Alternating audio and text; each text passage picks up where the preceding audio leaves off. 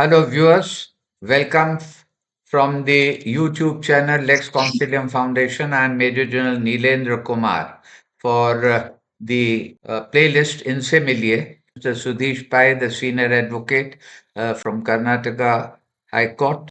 Apart from his busy practice, he is also an eminent author and he has come up with a very interesting book that talks about the legends in law, and it is full of information written in a very interesting manner, and it would be of interest and use to the law professionals wherever they may be. I'm grateful to him for his having accepted my request to be here to discuss a matter of great importance. It has aroused interest, and all the national dailies have covered it, given it prominent space. I'm referring here to a speech by Justice Ujjal Bhuyan of the Supreme Court.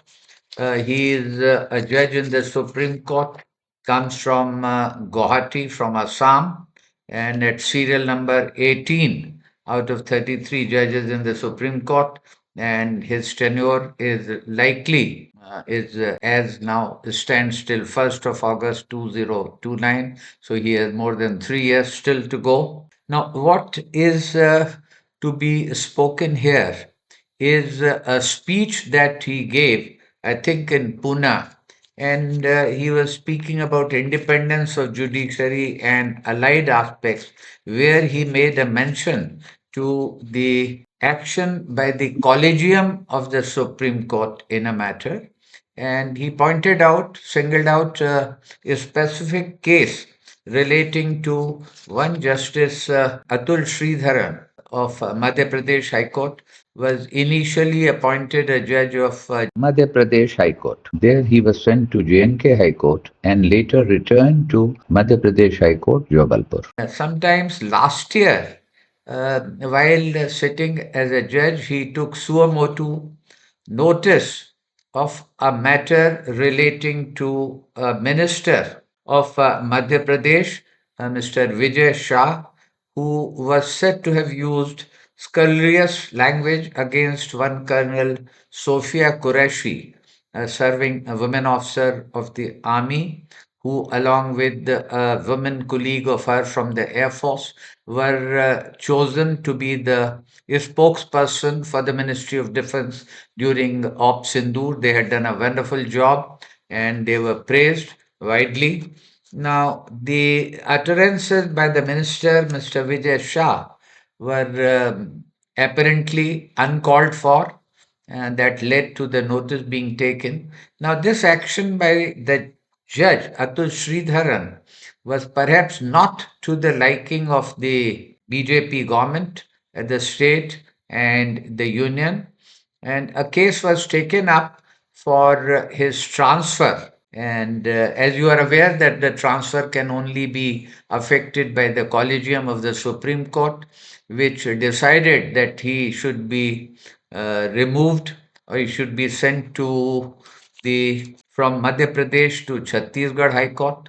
This decision was made public, and later it led to a request for reconsideration by the government. The Collegium met again and they agreed, and he was then to be transferred to Allahabad High Court. Now, this decision was came to be commented or came to be displayed in on the Supreme Court website, and there it was written that the decision, the matter was reconsidered at the instance of the government. Now, that caused perhaps some eyebrows to be raised, and this sentence that it was at the instance of the government was later found to be removed. Coming back to Justice Ujjal Bhuyan of the Supreme Court, while speaking at Pune, he commented on this decision and he said that he slammed the government. This is the heading in Indian Express: Collegium for transfer on government nudge. So he says that he blamed or he apportioned blame on the Collegium.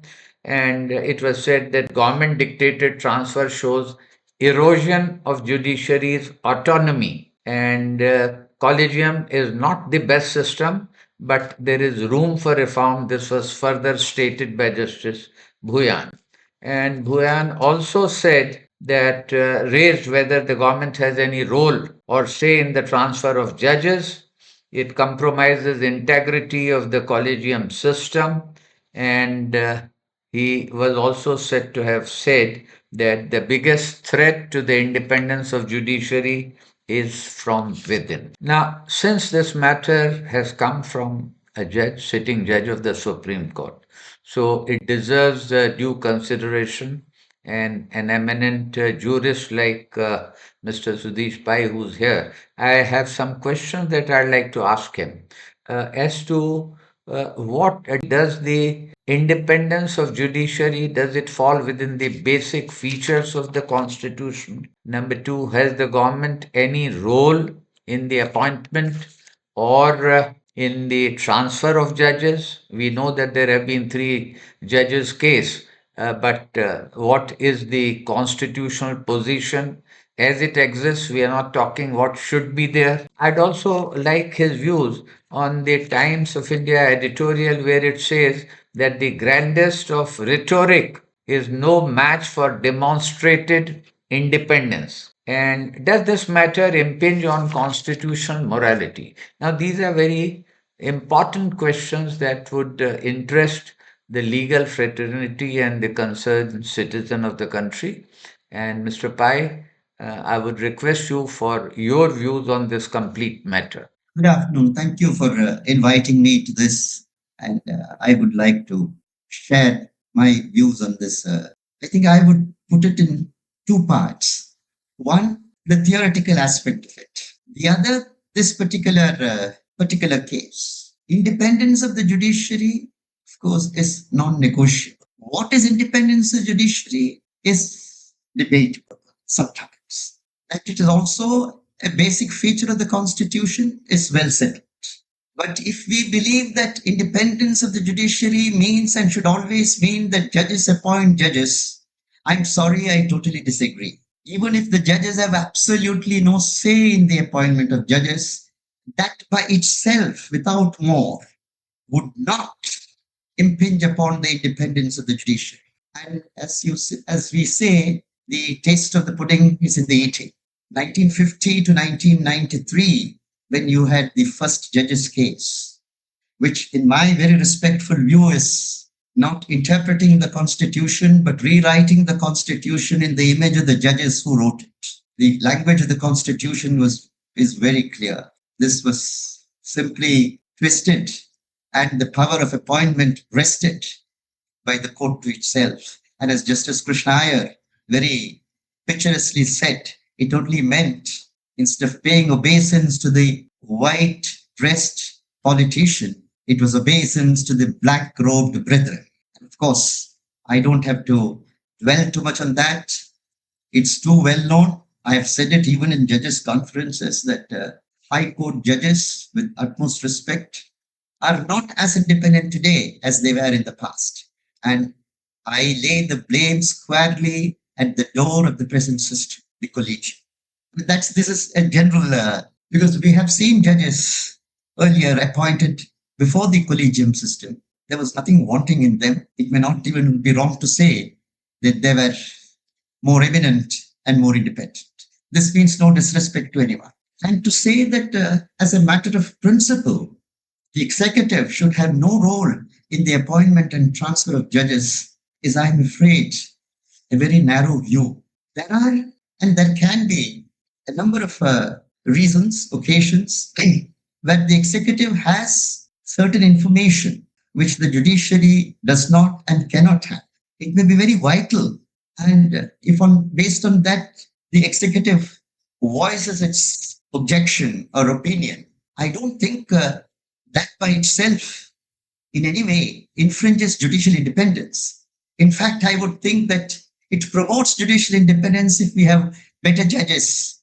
Better in the sense, where if something is really seriously wrong, and there have been occasions, I don't have to mention them, All of us know that there were occasions like. But having said that, if the executive puts forth objections which are not worth anything, objections or viewpoint which is purely political and in their own self-interest, which of course is not absent at all, that would definitely be most unwholesome, most unwelcome. That would impinge on the independence of the judiciary. And there it is for the judiciary to stand up. I think as much as we blame the executive for interference, which of course, if and when it is there, is absolutely condemnable, if the judiciary succumbs, the only thing we can say is the biblical saying, if the salt has lost its savor, wherewith can it be salted?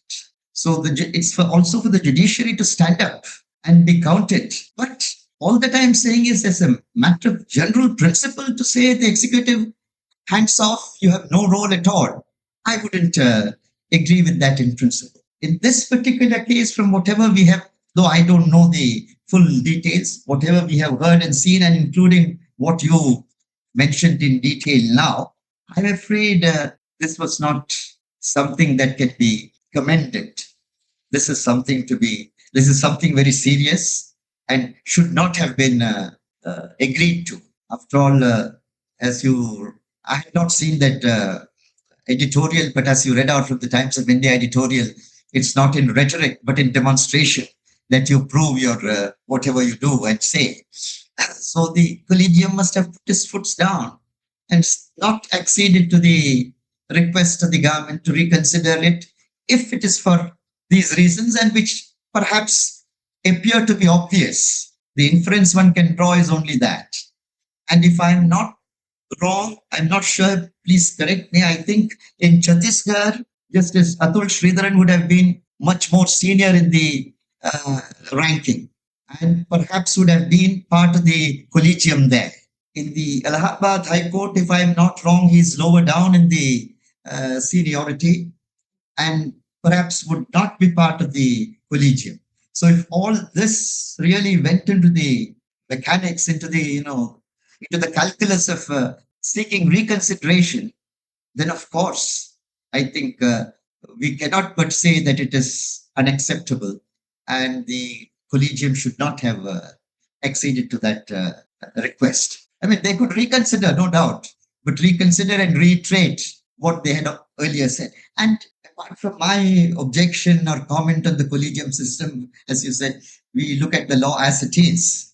And the law is clear that right from the second judge's case, which has been reiterated, appointment and transfer comes from the collegium. It is open to the executive to raise any objection, to put their views, which the collegium has to consider. And if it is reiterated, the government must act on that. The executive making its views known, asking for reconsideration by itself, I wouldn't say is wrong. But then why reconsideration, on what material that is placed before the court, and how the court reacts to it, that I think is more significant. And of course, without commenting much, I'm not very sure whether a sitting judge of the court, but we can comment on this, of course. We need to. It is our responsibility as citizens to take stock of what is happening. But judges, if they start talking, it can invite a lot of controversy and criticism.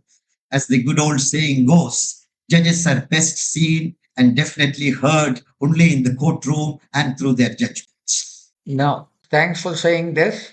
Now, the independence of the judiciary, a question has been raised, and I'd asked you that do you think really, in reality, actuality, it's there or it's a myth? You mean independence of judges?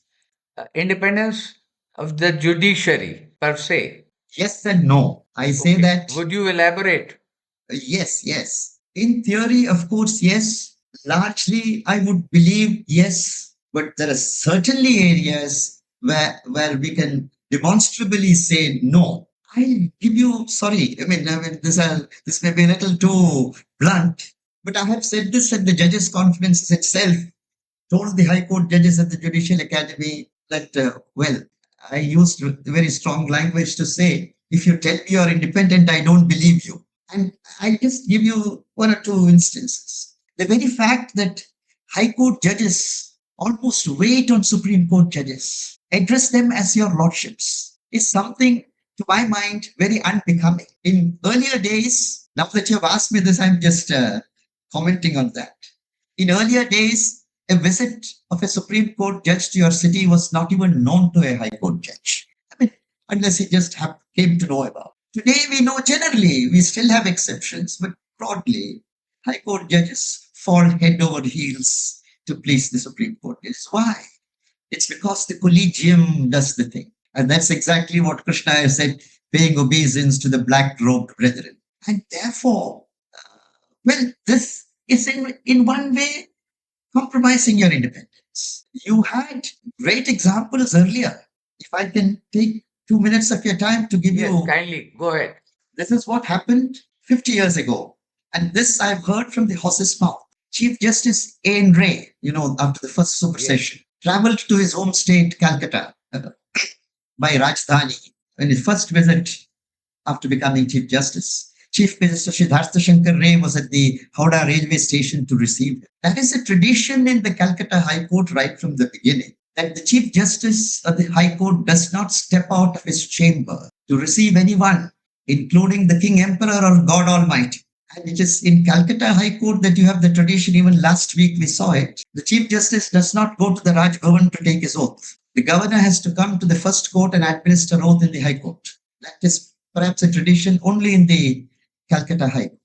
So the tradition in the Calcutta High Court is you receive whoever comes to your court, the Chief Justice sees him and receives in his chamber.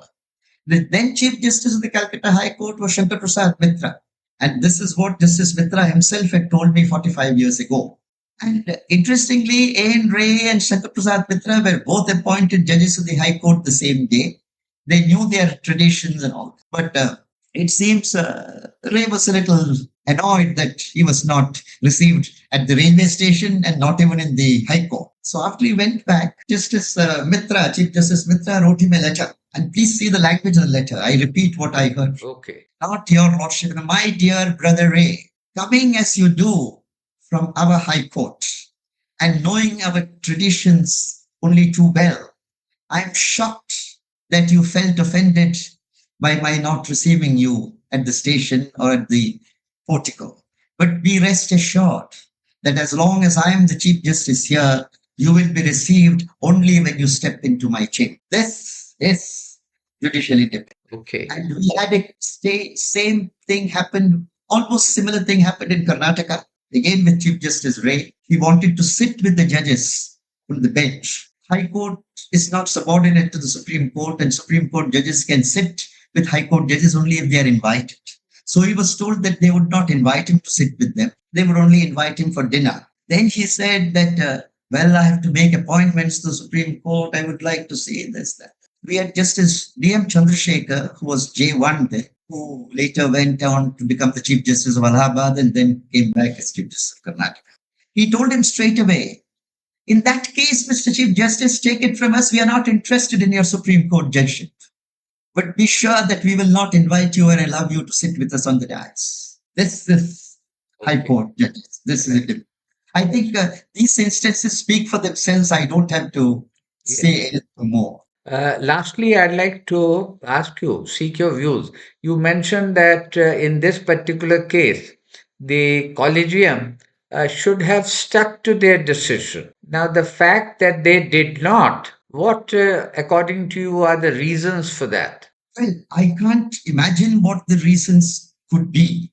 And the Collegium resolutions are silent. In fact, I had commented on this a few years ago saying it's no doubt, you get the facade of transparency by these resolutions being put up on the website, but they are more formal than functional and they conceal more than what they reveal. In this case, what really weighed with the judges, we don't know.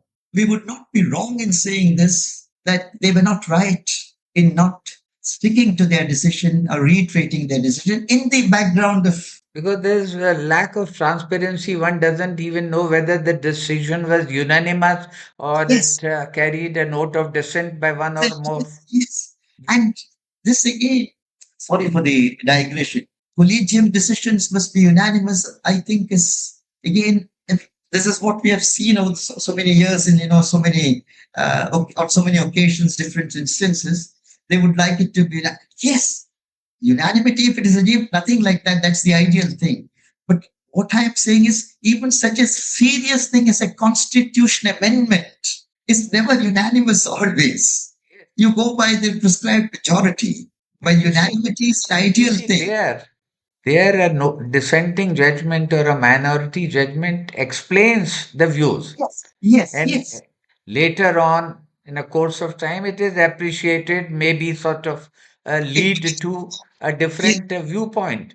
Now, that precisely. transparency, why should it be absent here? I agree. But the only problem with this is, which judges say, and there is some substance in that, many times it is not very easy or even advisable to put everything out on the, because it may affect that particular judge, his reputation. I mean, and whatever you have, it's not as if that you have such foolproof information all the time.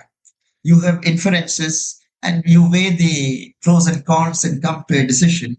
And making all that public also, transparency is should be the rule, no doubt. But then in every case, this kind of transparency may sometimes be counterproductive. But then at the end of the day, we are left wondering as to what is happening. Thank you very much, Mr. Sudhesh Pai, for your time and for your very clear enunciation and articulation on this matter, which is engaging the attention. Thank you. Thank you very much. I hope I have not been blunt or offensive. No, No no, no, offense. no. You have absolutely, yes. Thank you. Thank Thank you very you. much.